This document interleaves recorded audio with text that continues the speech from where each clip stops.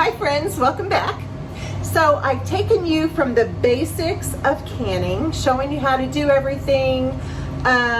We've done water bath canning with the grape jelly. We've done lots of pressure canning, and today's video is a pressure canning video too, but it's not the approved method by the USDA anyway.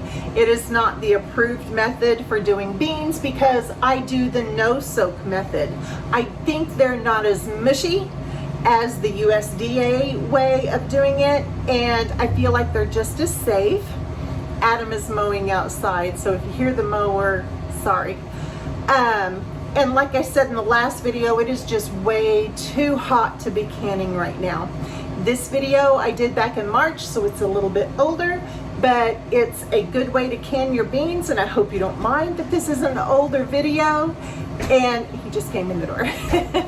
So I am going to show you this no soak method of canning beans, and so you'll have meat, you'll have veggies, and now you'll have beans to add to your inventory in your pantry. I hope you enjoy.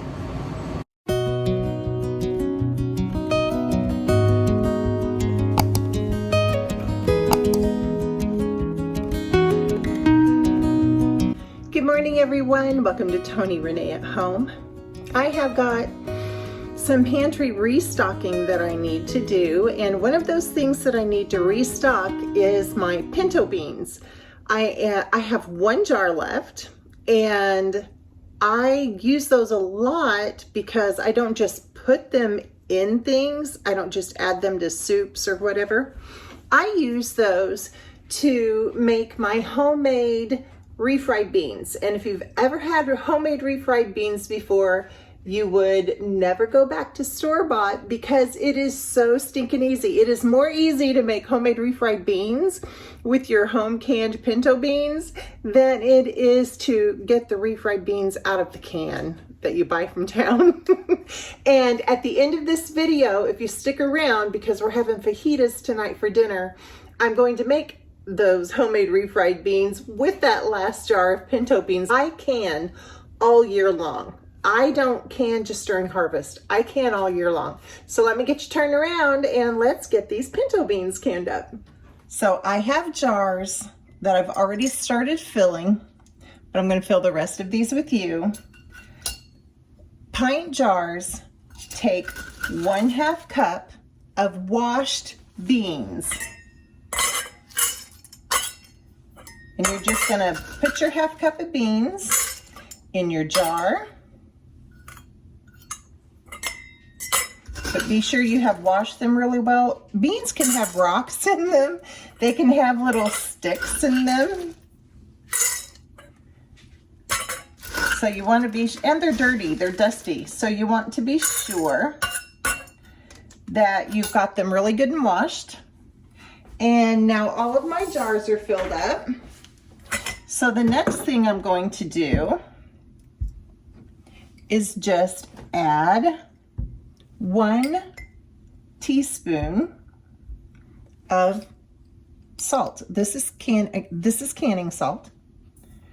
You just add that right in there on top of the beans. You can use Himalayan salt, you can use Redmond's real salt, sea salt, whatever. Just be sure that it's not iodized. All right, oopsie. Now the only other thing you need to do is top this off with water. My jars are cold. I am doing the dry can method. This is not approved, but this is so much easier than soaking them and waiting, and then they get mushy, in my opinion. This way they don't get mushy. Now you want these to be filled up with 1 inch of head space. And because my jars are cold, my canner water is cold, it's not turned on. My water here might be a little bit warm because I have been running hot water, but that's okay. I have some floaters here. I always take those out. You don't know if you're gonna have floaters until you get them in your jars. So anytime there are beans that are floating on the top of my jars, I will take them out. and throw those away because it could mean a bad bean, and we don't want bad beans. And seriously, this is all the prep that you have to do. Just making sure your jars are washed and clean. Everything is cold. The pan, the water, the beans. And we're just gonna let this all come up to temperature at the same time.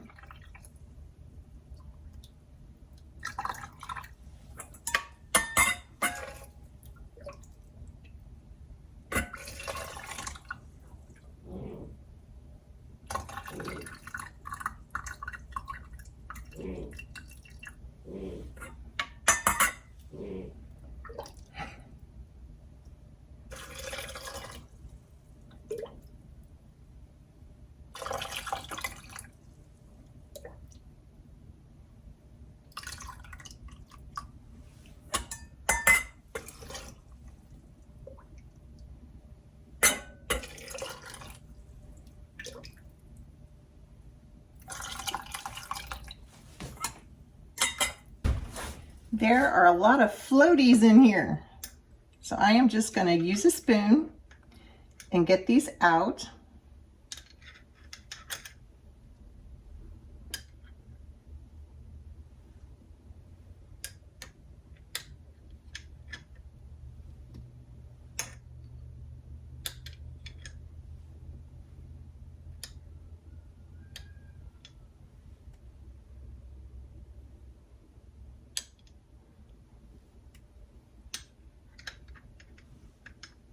The only other thing I'm going to do before I cap these off is wipe off the tops. There's nothing gritty or greasy on here.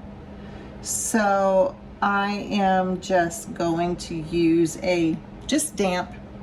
It's not vinegar or anything. You can use vinegar in this if it's something fatty like my chicken broth. Yeah, I make sure that I use vinegar on my paper towel and change how it's folded. Now I'm gonna just kind of debubble these a little bit. That one needs more water. That one needs a little more water. Just make sure that your water level is 1 inch of headspace, and headspace means the amount of space between the top of your jar and the bottom of your lid. So when you put the lid on your jar, it's the space that's between what's in your jar and the bottom of your jar. That's what headspace means. That one needs quite a bit more water. Bring my pan back over and top that off.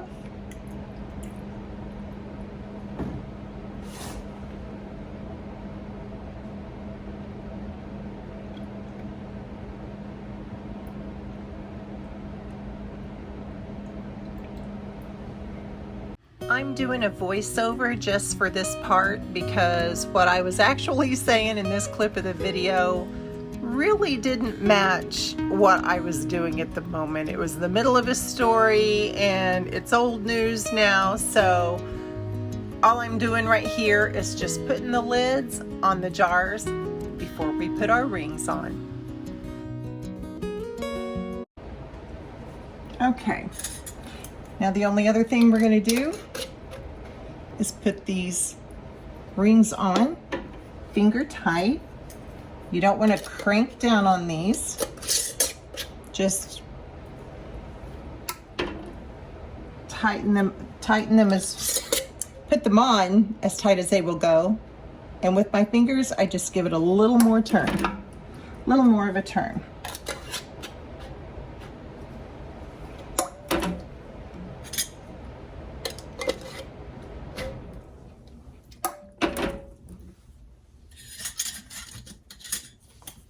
You have to allow for the air that's in here to be able to be processed out.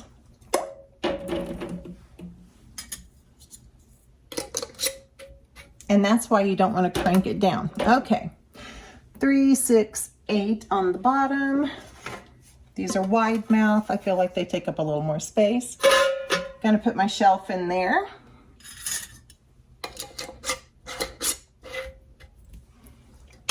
And load up the top.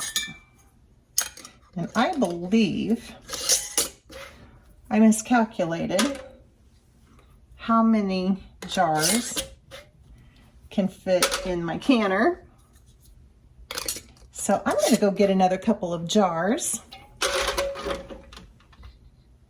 and get some more beans because I want to do a full canner load. I don't like to run my canner when it's only partially full. So I'm gonna go grab another couple jars. Okay, canner is full. Last jar is in. You always want to be sure that your vent hole where your steam is gonna come out of is clean. So I usually hold mine up to the light and make sure I can see through it. This is what I'm talking about by venting. You can see the water spitting up out of there and you can hear it. We're gonna time this for 10 minutes and then we're gonna put the weight on. All right, it's been 10 minutes.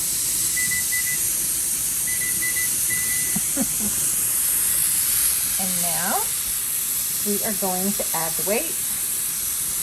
My elevation is 10 pounds of pressure. And we wait again. As soon as this starts dancing and jiggling, then we will start our processing time.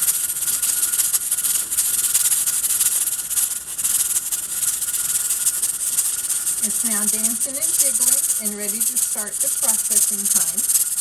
I always turn my stove down to just below the 4 on my stove. That helps it keep it at 10 pounds of pressure. And it always stays around 10 or 11. And that's okay, that's perfectly fine. But the processing time for pints is, whoops, not that. It is 1 hour and 15 minutes for pints and 1.5 hours for quarts. But we're doing pints, so we need 75 minutes. And now we wait. Okay, we have come back down to 0. So I am going to grab this hot pad that I have sitting over here and grab my weight and let that pressure continue to release out of there. And it's done. So now I'm going to try to loosen these up. One-handed. I really like to do it opposite sides just the way I tightened, but I'm holding the camera right now. All right, I'm gonna go ahead, take these off.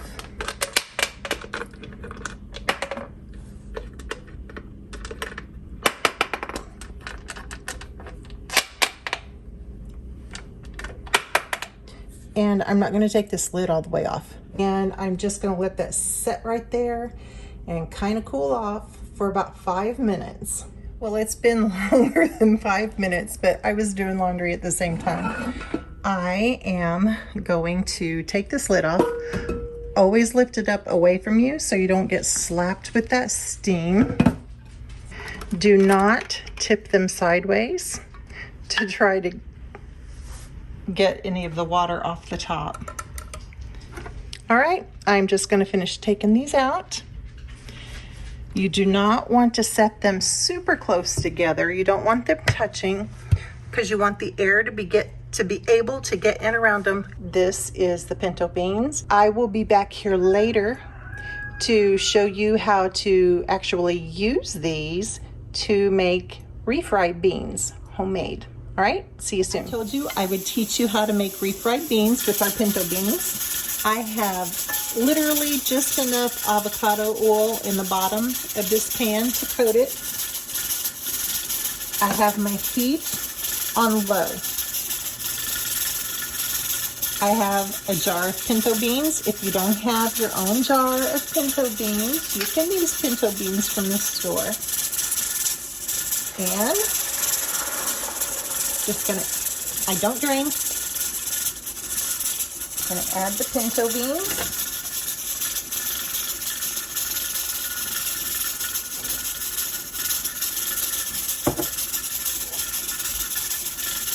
And this is what you do.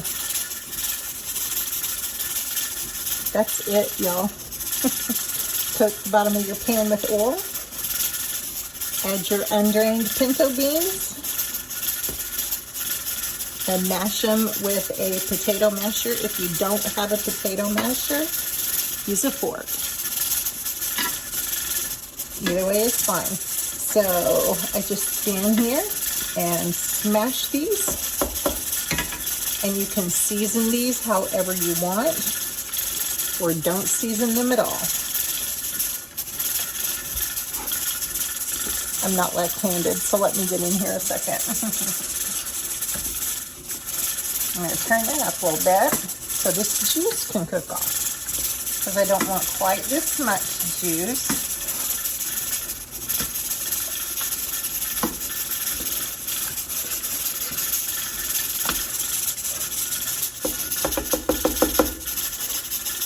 And I always add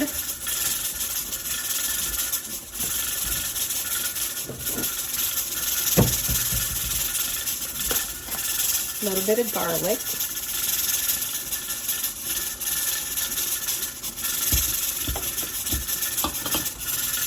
and a little bit of cumin.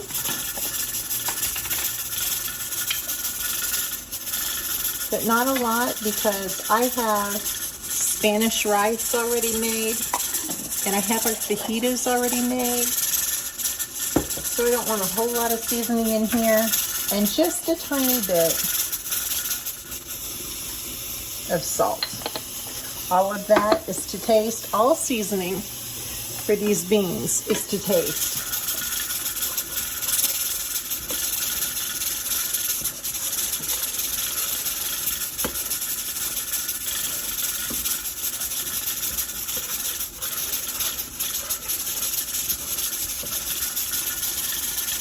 Now, if you like them thicker, go ahead and drain them. That's fine. But I prefer to let them cook a little bit and let the juice just kind of cook off. Okay. You know what? I'm going to add a little cilantro. I love cilantro. I used to hate cilantro. Now I love cilantro.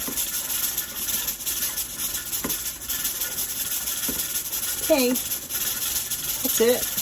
These refried beans are done until they firm up a little bit. Some of this liquid kicks off. Maybe, but I want it to cook off. Okay. This is good for me. They're going to firm up as they set. So I'm just going to turn off the heat and push these to the back. And let them sit there until we're ready to eat dinner. See how nicely they thicken up when they sit? That's perfect. There's our Spanish rice. And there's our fajitas. That was pretty easy, right? I did leave the camera running so you could see the process. Instead of just saying, okay, I'm gonna fill the rest of the jars up with beans and then cutting it off, I let you see a little bit of the process, and I hope you enjoyed that part. So if you did, thumbs up, go ahead and subscribe. I do have another video that was from around the same time, because I did chili beans as well, and my chili beans are so good, I don't even buy them at the store anymore. So stay tuned for that one. Again, like, subscribe, click the bell so you know when those videos come out, and I will see you in the next one. God bless y'all.